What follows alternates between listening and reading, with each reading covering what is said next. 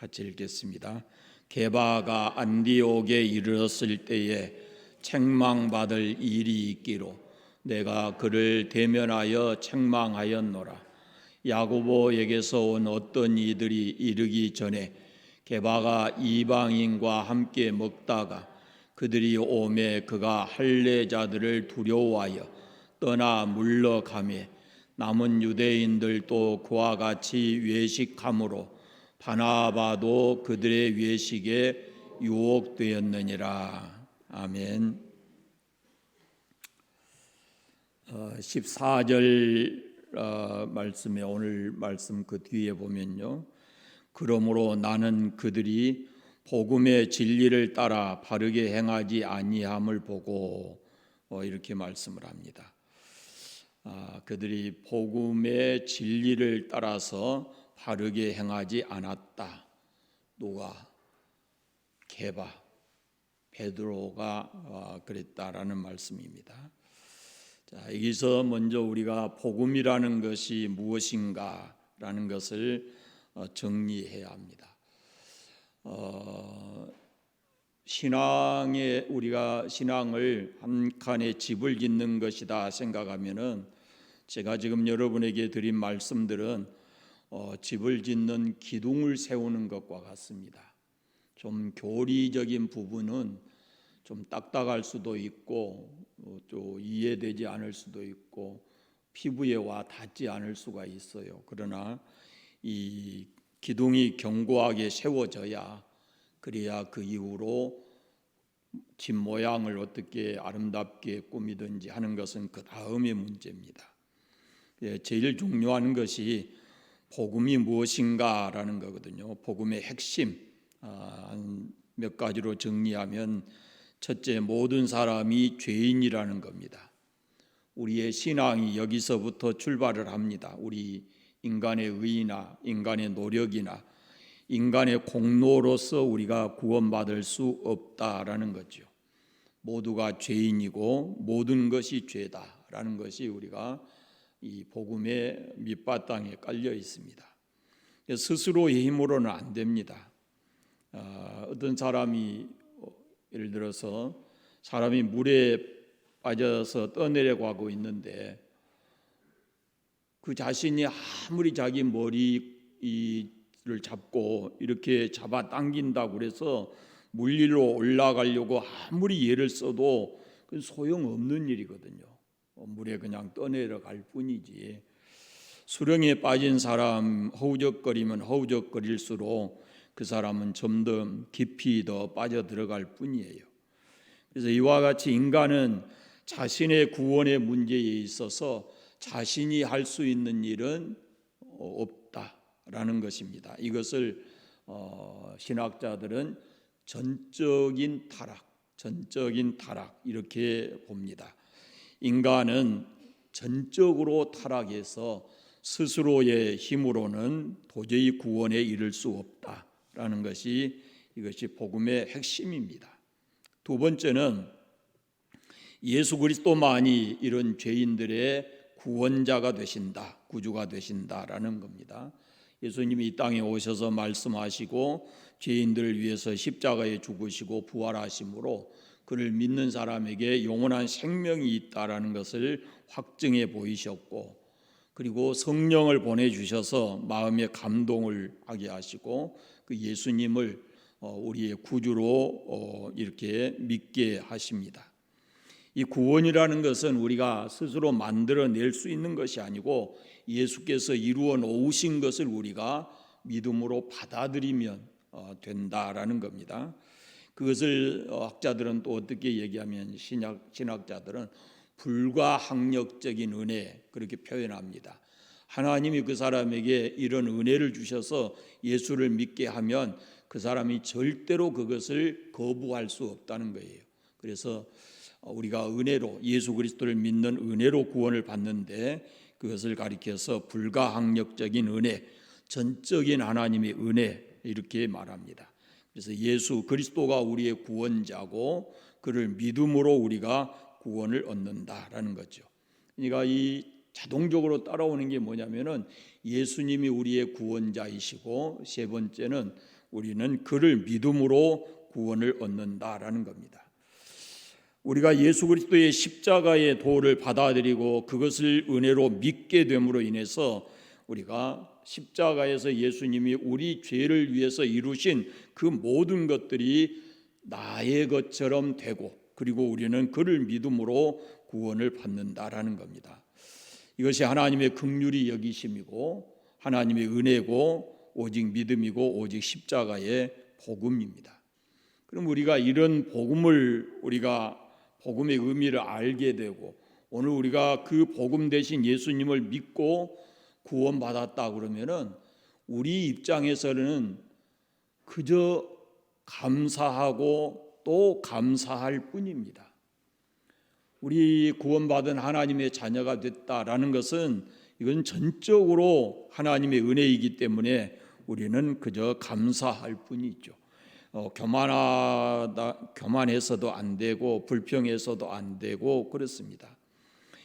그리스도 안에서 구원받고 복음 안에서 사는 사람들은 분명히 이것을 깨달아야 됩니다. 우리가 구원받은 것은 다 하나님의 은혜입니다. 그리고 우리는 그 은혜 안에서 지금 하나님의 자녀가 되었습니다. 그러니까 세상적인 가치로 나 자신을 평가하거나 이웃을 평가해서는 안 된다라는 거거든요.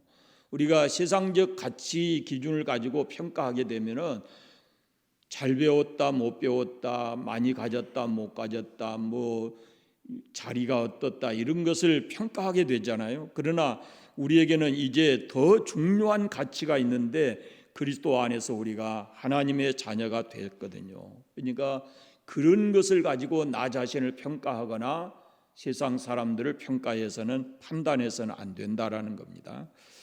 복음 안에서 자기 자신에 대한 인식과 이웃에 대한 바른 이해가 우리에게 새롭게 있어야 합니다.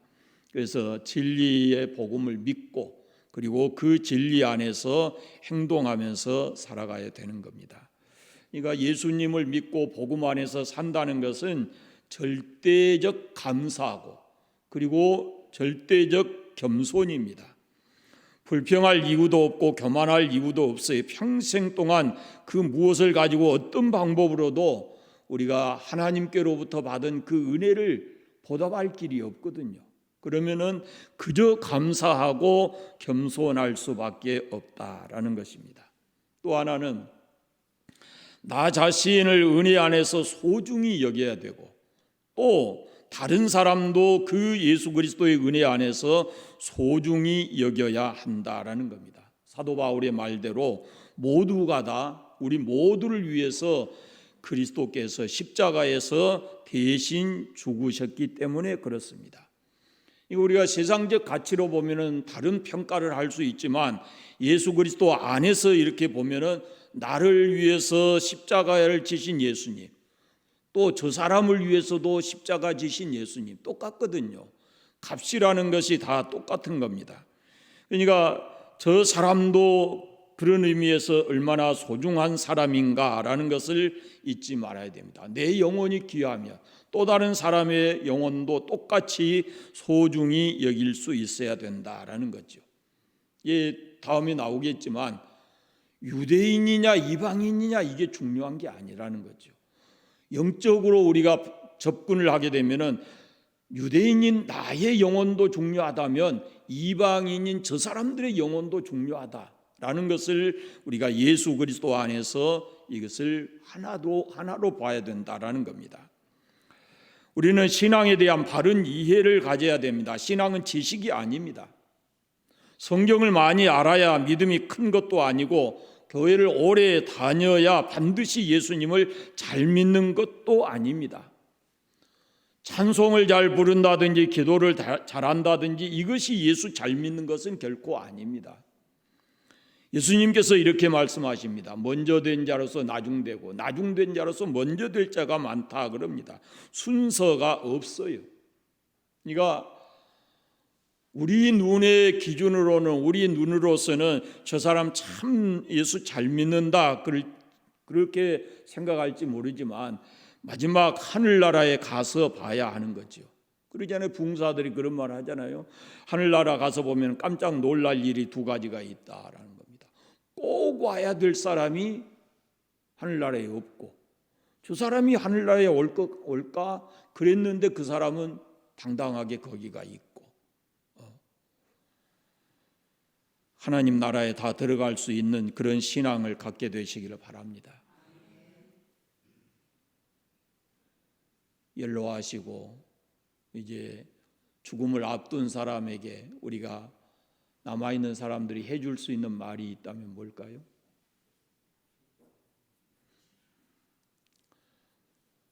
하나님 나라에서 봅시다, 만납시다, 뭐 이런 거. 우리가 바른 신앙을 갖기 위해서는 성경을 공부해야 됩니다. 성경을 많이 알고 또 성경을 몽땅 다 외우고, 그게 중요한 게 아니고 바른 신앙을 갖기 위해서 우리가 성경을 공부해야 되고, 그리고 하나님 앞에 온전한 신앙인으로 세워져 가야 되는 거죠. 자칫 교만하게 될 수도 있어요. 그러나 성경을 깊이 알면 알수록 우리가 더 겸손해져야 되고 그 말씀대로 살아야 되는 것입니다. 지식과 신앙을 혼동해서는 안 됩니다. 내가 얼마나 아느냐가 아니고 알고 있는 대로 믿어야 되고 믿는 대로 행동해야 되는 것, 그것이 믿음과 행동이 하나 되는, 그것이 곧 바른 신앙이다라는 겁니다. 오늘 말씀에 이제 가서 보면요, 신앙의 또 다른 하나의 문제가 뭐냐면은 위선입니다. 위선, 외식, 행위를 위장하는 것입니다. 하나님 앞에서가 아니라 사람에게 잘 보이고 칭찬받으려는 생각에서 하는 행동이 위선입니다. 하나님 다 알고 계십니다. 그런데 외식이라는 것은 하나님을 속이는 행동이거든요. 그것이 무서운 죄지요. 여러분, 믿음은 있으면 있는 대로, 없으면 없는 대로, 알면 아는 대로, 모르면 모르는 대로 하는 겁니다. 중요한 것은 진실한 것이 중요하지, 하나님 앞에서. 거짓 행위를 위장하는 것은 하나님과 사람을 속이는 무서운 행동인 거예요. 그래서 복음서에 보면은 예수님께서 바리새인들을 향해서 강하게 책망하는 것이 뭐냐면 위선이거든요. 외식하는 자들, 이렇게 표현하고 있어요. 자, 오늘 말씀에 바로 그런 이야기가 있습니다. 본문의 말씀 살펴보면 베드로가 안디옥에 왔습니다. 안디옥에 온 그것부터 살펴보면 베드로가 일하는 장소는 주로 예루살렘입니다.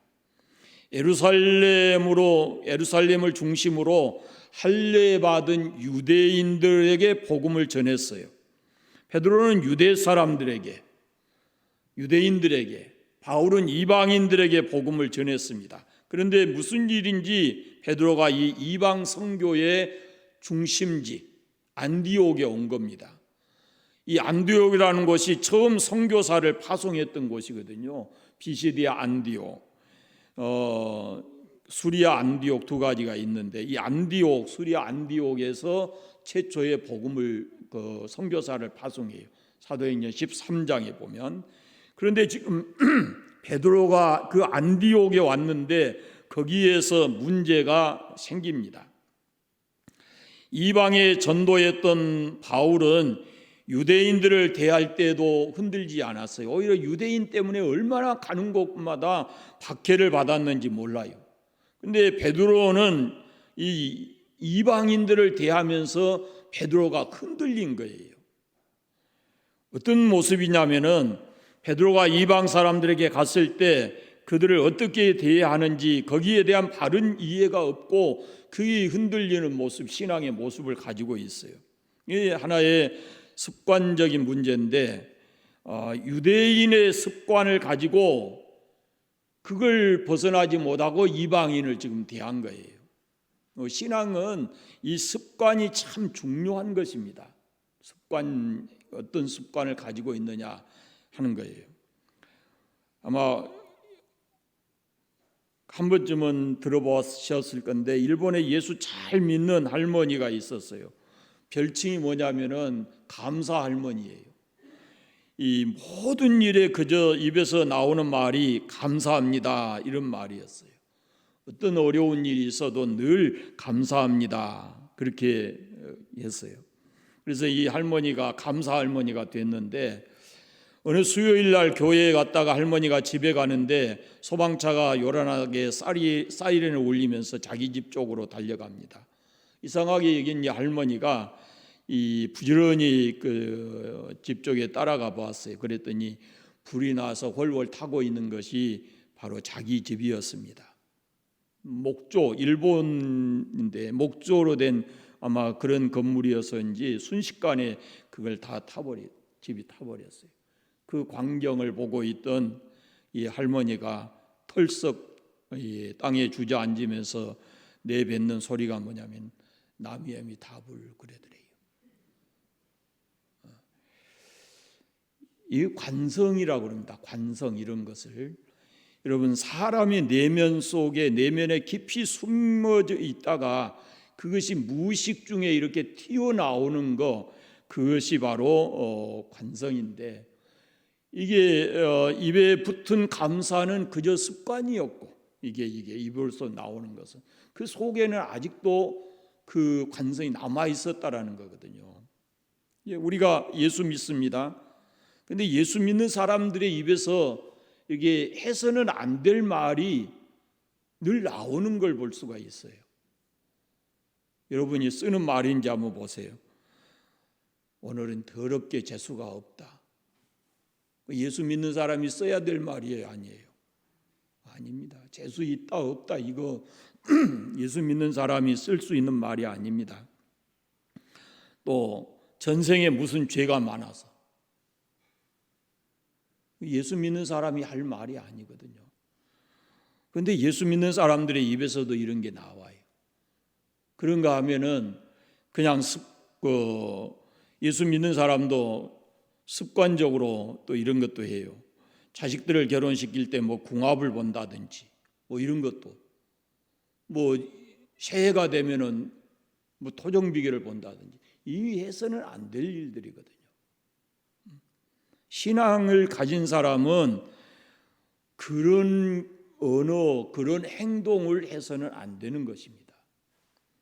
그런데 우리가 예수 믿기 전에 오래도록 그런 모습으로 살아왔기 때문에 그것이 그냥 습관처럼 되어 있는 경우가 있다라는 거죠. 이 말이나 버릇이 우리 내면에 깊이 잠재되어 있다가 그것이 나도 모르게 어떤 결정적 순간에 가면은 무의식적으로 이렇게 튀어나오는 겁니다. 아직도 예수로 인해서 완전히 내 의식이나 가치관이나 이런 것이 바뀌어지지 않았다라는 겁니다. 속사람까지, 예수 믿는 사람은 속사람까지, 그리고 입술의 언어까지도 변해야 된다라는 겁니다. 이 베드로가 취한 행동은 습관적으로 튀어나오는 그런 행동이었습니다.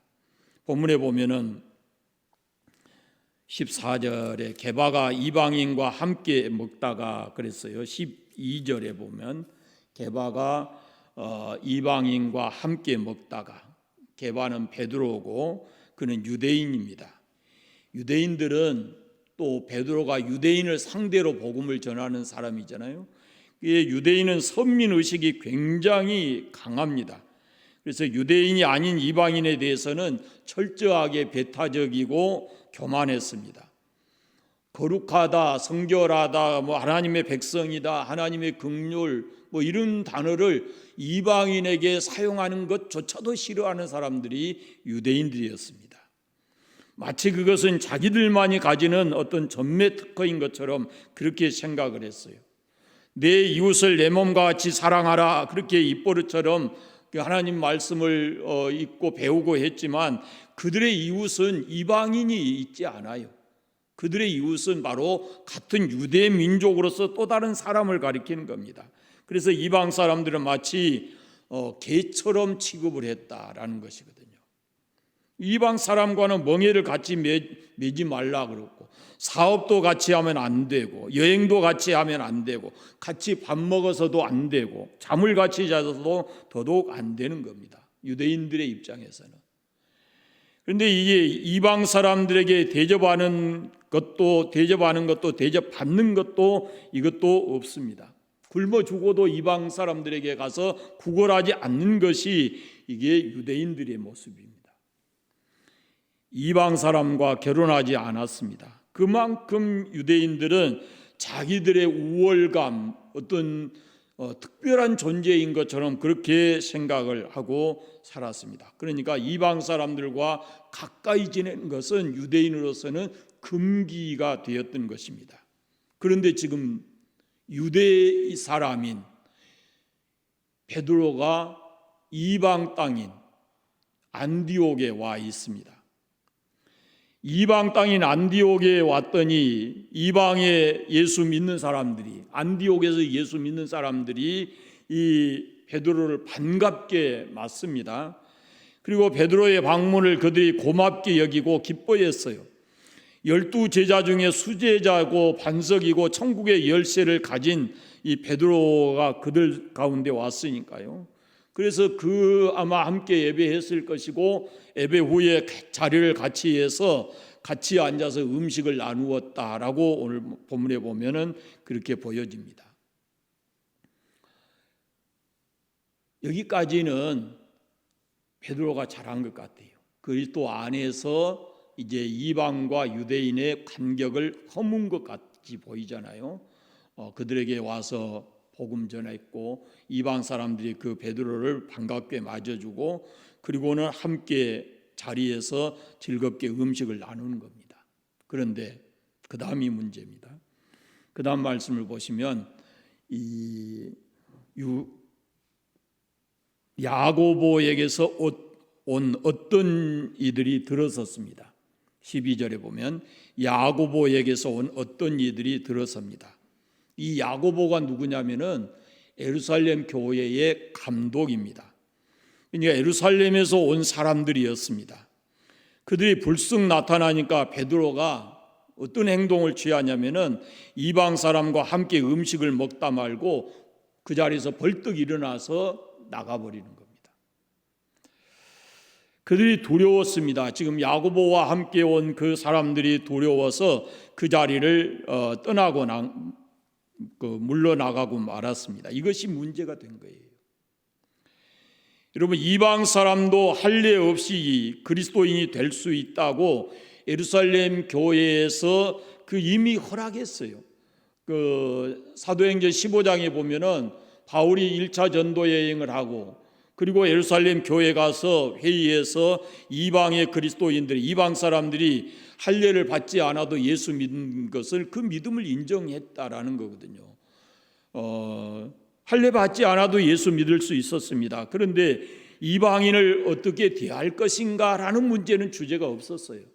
그래서 문제가 된 겁니다. 어떻게 이방 사람들과 같이 예수를 믿는 사람일지라도 이방 사람들과 어떻게 친교하고 어떻게 얘기하는가 하는 것은 얘기되지 않아요. 할례 없이도 예수 믿어도 된다. 우상의 제물을 먹지 않아야 된다. 피와 함께 먹지 않아야 된다. 목매 달아 죽인 거 먹지 않아야 된다 하고 이런 결정을 했어요. 그런데 이방 사람들이 예수 믿으면 유대인들이 그 이방 사람들을 어떻게 대할 것인가라는 그런 문제는 다루어지지 않았다, 그런 말입니다. 그러니까 이방 사람과 유대인들이 복음 안에서 다 이 모든 것이 허물어지고 하나가 됐는데, 그런데 지금 평등하지 않고 여전히 그것이 베드로의 행동을 통해서 그대로 나타났다라는 겁니다. 그 예루살렘 회의할 때 베드로가 거기에 아주 중요한 인물이었거든요. 그런데 베드로는 할례 없어도 그리스도인이 될 수 있다, 이방인도. 그랬는데 이방인과 함께 지금 거기 함께 음식을 먹는 것까지는 잘했는데, 그런데 사람의 눈치를 보고 야고보와 그 일행이 오니까 거기에서 벌떡 일어나서 이런 행동을 했다라는 겁니다. 그것을 바울은 뭐라고 하냐면은 13절에 보시면 그것이 바로 외식이다. 베드로가 외식했다라고 얘기하는 겁니다. 그것을 베드로가 지적하고 바울이 베드로의 문제점을 지적하고 있는 겁니다. 그러니까 베드로가 일어나니까 같이 있던 유대 사람들이 따라서 일어났고, 이게 참 안타까운 일이잖아요. 그리고 그 13절 말씀을 보면 남은 유대인들도 그와 같이 외식함으로 바나바도 그들의 외식에 유혹되었느니라, 이렇게 말합니다. 바나바라면 사도 바울처럼 이방인에게 전도한 사람입니다. 맨 처음 안디옥 교회에서 선교사를 파송할 때 바울과 바나바를 파송하거든요. 그래서 바나바가 바울과 함께 1차 전도 여행을 같이 했고 2차 전도 여행 때는 마가 요한 때문에 서로 갈라져서 바나바는 구브로라는 지역으로 가서 복음을 전했었습니다. 그런데 이 바나바마저도 지금 베드로의 그 외식에 빠져들었다라는 그런 말씀입니다. 바나바까지 베드로의 외식에 유혹되어 나가버리니까 그 광경을 보고 거기 함께 음식을 먹었던 이방 사람들, 이방인으로서 예수 믿는 사람들은 마음이 어땠을까요? 마음에 상처가 되지 않았겠습니까? 얼마나 큰 아픔이겠어요. 우리하고 한 자리에서 식사하기를 꺼린다니 이런 생각을 했을 거예요. 그리스도 안에서 하나라고, 하나님의 똑같은 자녀라 그러면서 이렇게 음식 먹다가 사람 때문에 벌떡 일어나서 나가는 이 행동은 뭔가, 아마 그런 생각을 했을 것 같습니다. 이에 대해서 바울이 분개합니다. 호되게 책망하지요. 14절에 말씀 보시면 네가 유대인으로서 이방인을 따르고 유대인답게 살지 않으면서 어찌하여 억지로 이방인을 유대인답게 살게 하려느냐, 이렇게 얘기를 합니다. 그러면서 베드로를 책망하는 거죠. 사실 바울이 베드로를 존경했지요.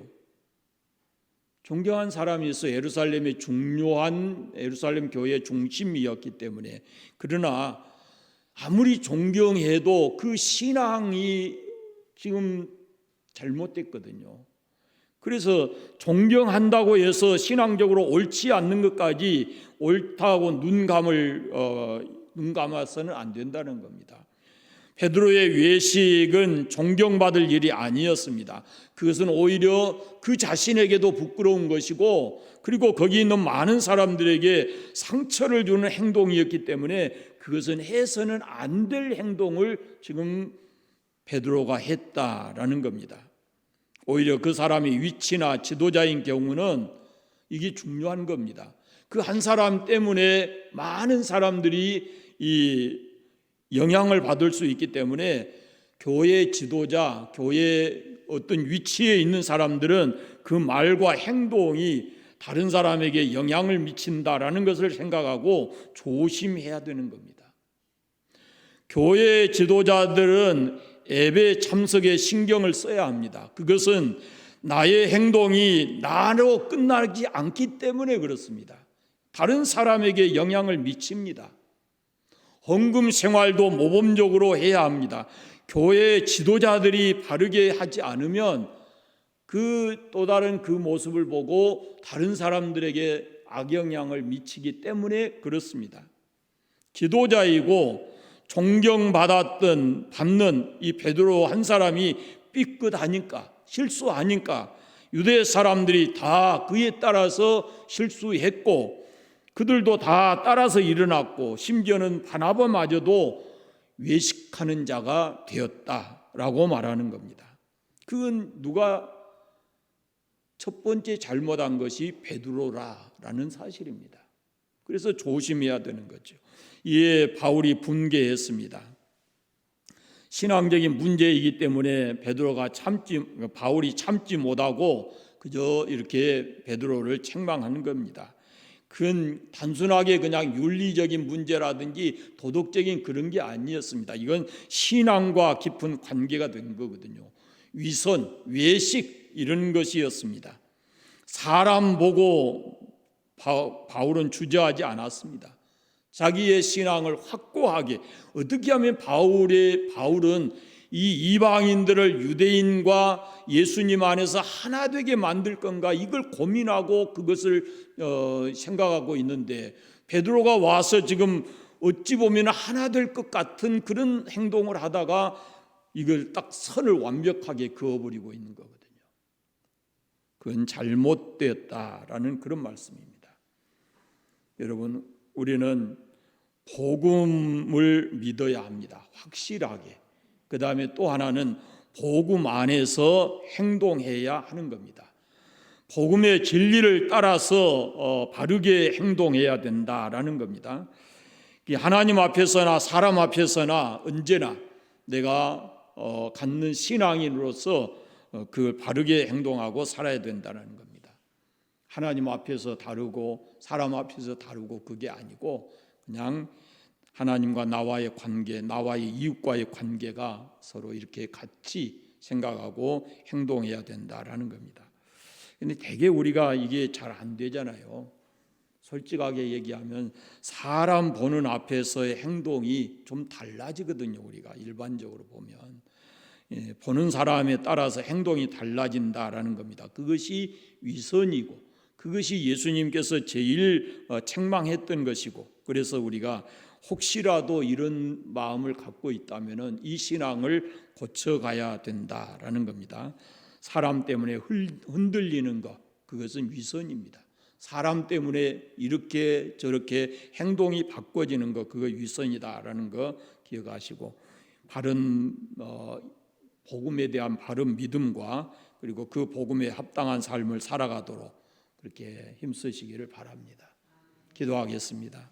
감사합니다. 하나님 아버지, 하나님께서 오늘 또 우리를 이전에 부르셔서 주님의 말씀을 함께 나눌 수 있도록 은혜 주신 것 감사합니다. 우리가 십자가의 복음, 이 복음의 도를 확실히 믿을 수 있도록 은혜 주시고, 또 우리가 그 복음 위에 굳게 서서 흔들리지 않고 복음에 합당한 삶을 살아가는 저희들 되게 해주시기를 원하옵고 기도합니다. 하나님 앞에서든 사람 앞에서든 내가 하나님의 자녀요 그리스도인인 것을 언제나 인식하고 바르게 행동하고 말하고 살아가는 저희들 되게 하여 주시기를 원하옵고 기도합니다. 나의 행동이 또 다른 사람에게 선한 영향력을 끼칠 수 있는 그런 삶을 살아갈 수 있도록 은혜를 베풀어 주시옵소서.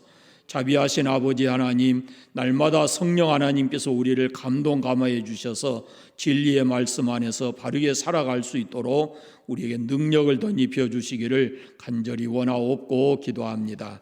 다시 삶의 현장에 가서도 언제나 하나님의 자녀로서 부끄럽지 않게 하나님 앞에서 바르게 살아가는 저희들 되게 하여 주시옵소서. 예수님의 이름으로 기도드립니다. 아멘.